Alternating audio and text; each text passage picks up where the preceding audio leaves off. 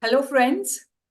A very warm welcome to our next episode on reinventing retirement lifestyle for legacy.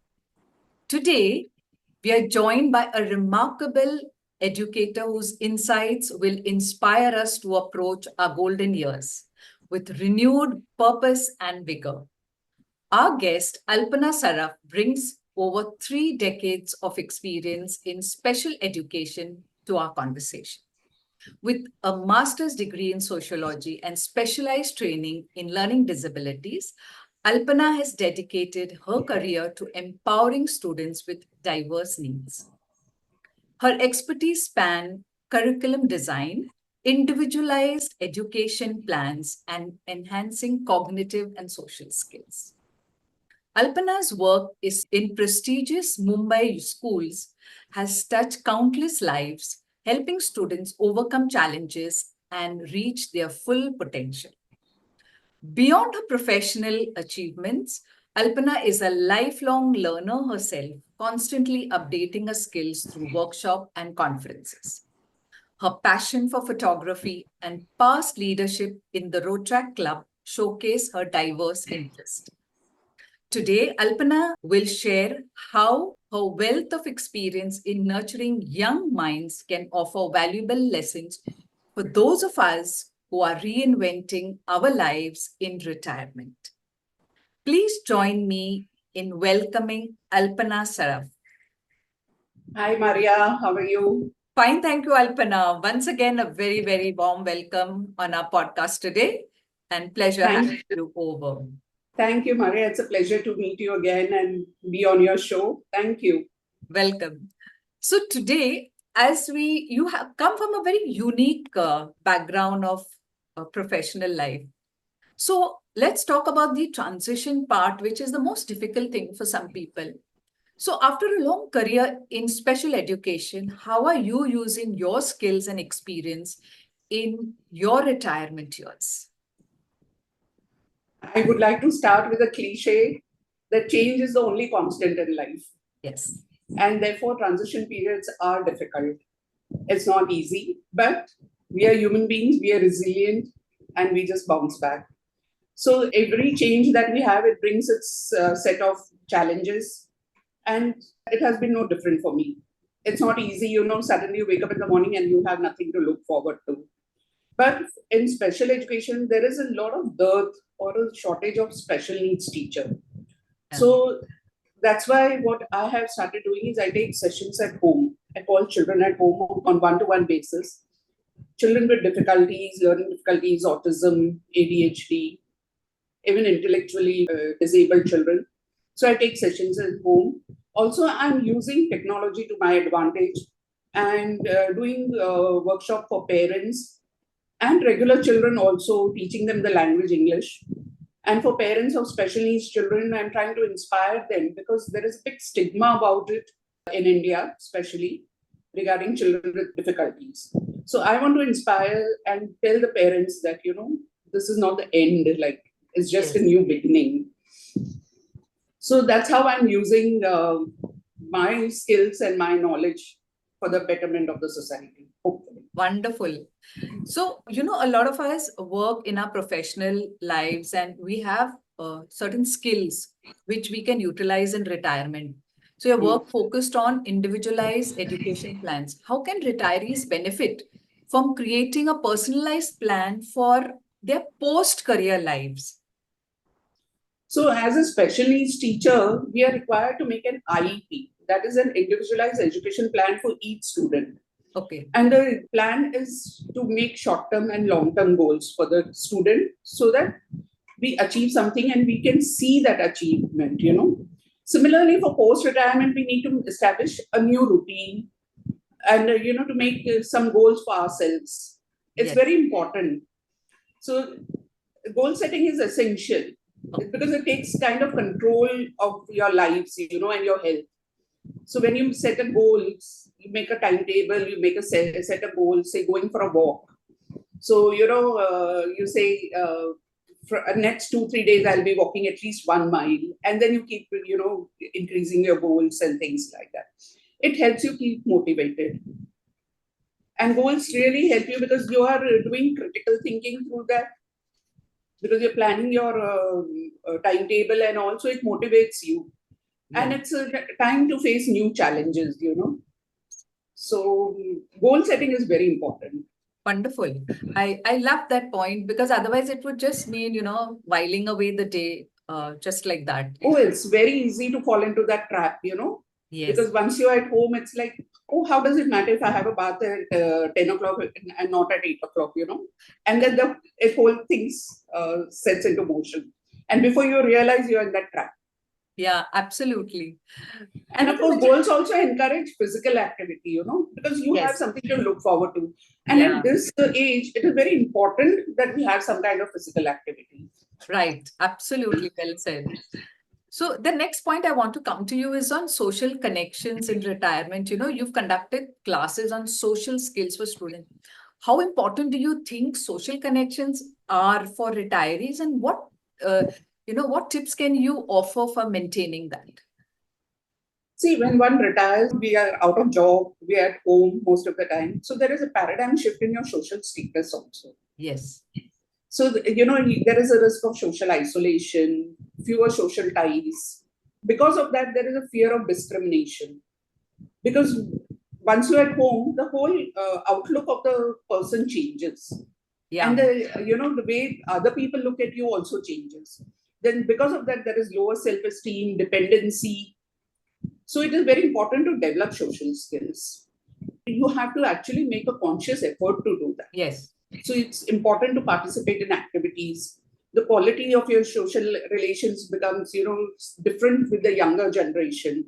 Yes. So you can have, senior citizen groups where you meet regularly, or you have a game night, where you have games, say, once a week, or, a fixed this.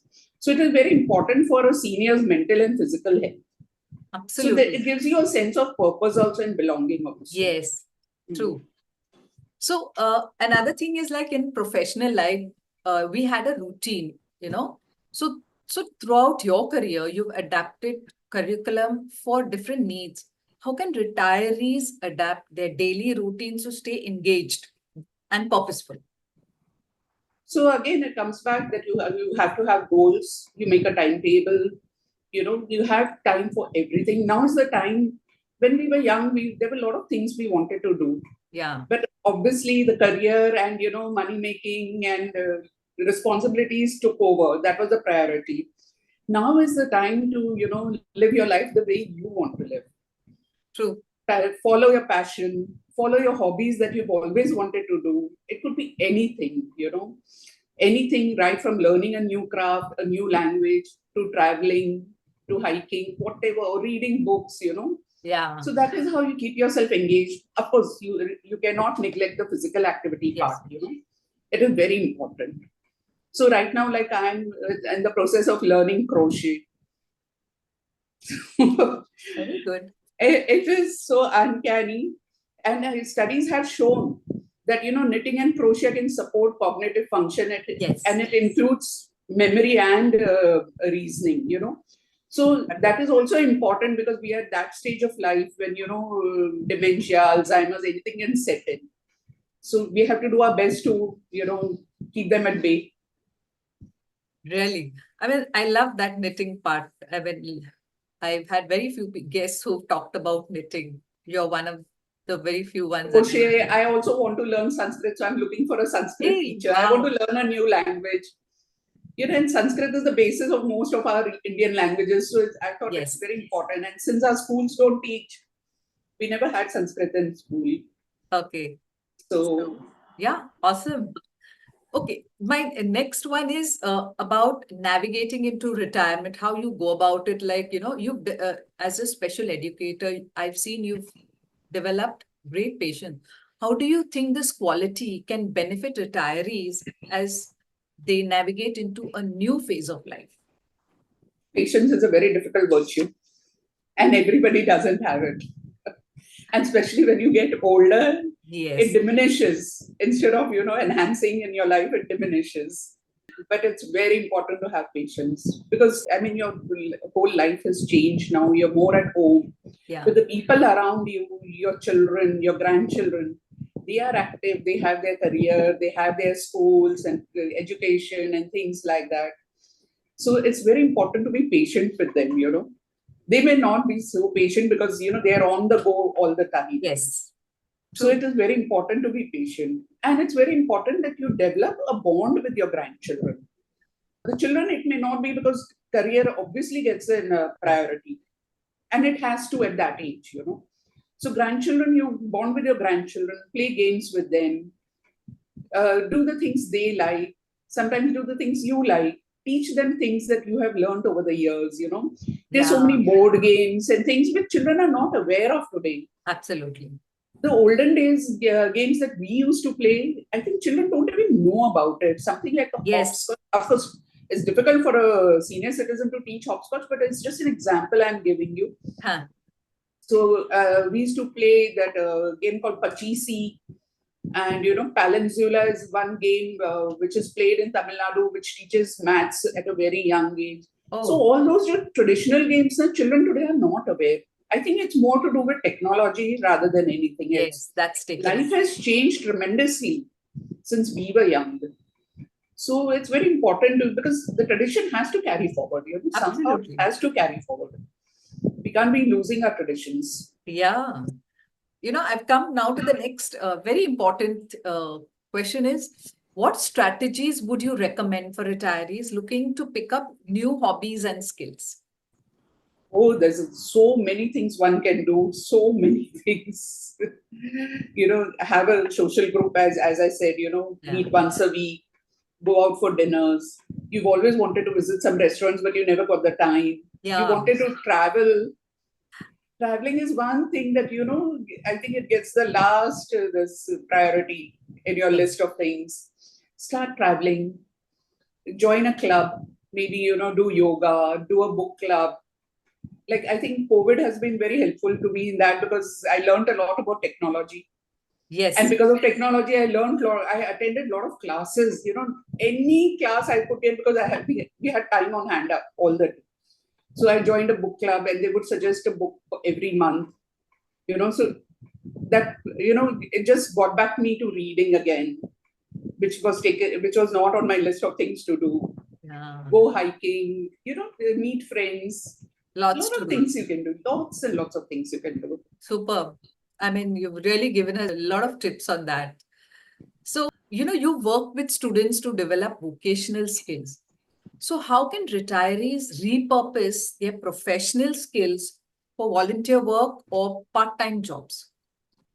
So now the way things are in society right now, one person's income is not enough. And, yes. Children, youngsters are really struggling to make ends meet. Yes. Everybody is not lucky to have a job where they earn in lakhs, per annum. True. So they are getting into part-time jobs. And for that, skill is very important. So if we teach our youngsters some of the skills that we have learned over the years, it's very important. It will help them. I know that, my mother, when we were young, of course, in those days, having a job was not the done thing for girls. Yeah. So she used to teach us to be a very good homemaker. So we used to, learn, she would make us sit in the room after lunch and say, come on, do embroidery, do this, do that. Okay, how sweet. And we used to crib like anything. We hated it. But, I realized once we grew older, I realized those skills are important. We are using it somewhere or the other, maybe not professionally or I may be not making a bed sheet or a cushion cover, but those skills of sewing and all are important. Yeah, absolutely. Or cooking. Cooking is a life skill. Yes. So it's a life skill. We look at it as, cooking is a women's job. It's not. It's a life skill. We all have to eat. Yeah. We cannot stay without eating. So we better learn to cook our own food, in case we are not around where we can get ready-made food. So skills are very important. Even another thing that I'm doing now is a friend of mine, she's a CA. Okay. So she was just talking to me the other day and she said, Alpana, let's do something for the society. I said, yeah, let's do. And she's a CA, practicing CA. Okay. So then we came up with this idea that, we collect women from the lower strata of society and tell them about finance, how to save money, how to open a bank account. This is giving back to the society. Yeah. So, and this is so important. And I feel like out of 10 women, even if one listens to us and does what we say, I think we have achieved what we set out to achieve. Yes. Superb. Changing one life is also very important. Yes, really. So that's a lovely thought you have, and I'd love to be a part of that. Please, the more the merrier. Yeah. We need all the help. Sure. So given your background in sociology and special education, what societal changes do you think are needed for better support to an aging population? See, we are at a stage where there is isolation, there's lost sense of purpose. So it's very important that, youngsters be a little more empathetic towards us. Yeah. Instead of just giving up on us or you being irritated or anything, they also need to have patience. Yeah. So it's very important of that. Very important as well, because it's a both sides. It's a give and take, actually. It's a give and take. It's absolutely a give and take, yes. I remember you were talking about producing a book, or you've authored a book or something like that. We'd like to see that from your side. So there's a I'm book. sure our I was commissioned to write, very actually. Happy to see that. I was commissioned to write by the Tata Group. So this is the book. What's the name? Burst Your Child's Learning Difficulties. Wow. This Superman. Yeah. So it's a comprehensive workbook series for students facing learning difficulties. Okay. To help them, because like I said earlier, there's a shortage of special needs teacher. Yes. So we have to have these kind of books which, the parents can use at home and help the children. Okay. So this is available on Amazon or something like that? No, actually I wrote it before Amazon came along. Okay. Great. So we are it will be available on the stores. Yeah, it will be available on the stores. Wonderful. Yeah.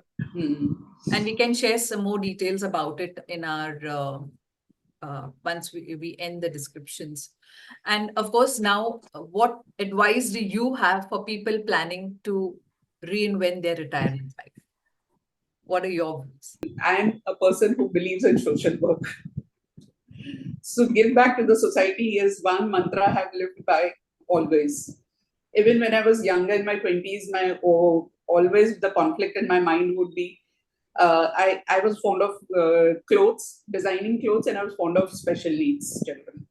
And always there was a conflict, this or this, this or this. And I used to, actually go around asking people, what should I do? What should I do? Of course, the children won.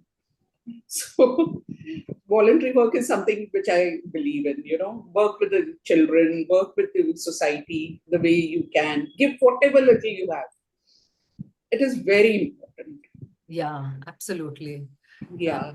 And then one thing that I would like to end it with is that, to be happy, it's very important to let go of what is gone. Sometimes we just tend to sit with things and hold things. Yeah. Because it's life. There are ups and downs, but we have to move forward. We can't be looking back. Yes, absolutely. So you have to let go of what's gone. Be very, very grateful, I feel, for what you have. I'm a very big advocate of gratitude. And I'm in the process of starting a workshop on gratitude journaling, which I'll put it up very soon. Because I feel gratitude is very important. And that could be one of the major reasons why a society can change. Yes. Once you're grateful for what you have. And of course, look forward to what's coming next. Yes. Life is always throwing up surprises. Yeah, absolutely. So like my aunt, one of my aunts, when I go through problems, she says, "Ye jeevan hai, yehi jeevan hai." So accept it, whatever is there, whatever life throws at you, accept it. The more you accept it, the more easy it will be to get through it. Yeah, really. So these are the mantras that I believe in and I really advocate. Thank you for sharing that. Yeah, and your session has been so insightful, Alpana. So, friends, if you've seen all the wisdom and experiences that Alpana has shared with us today, in case you need to get in touch with her, do feel free to contact her, as I would be sharing more details about her availability in the link below. Have a nice time, and till we meet again, thank you very much. Thank you, Thank you, Alpana. Maria. Thank you, Maria. Thank you so much. Welcome.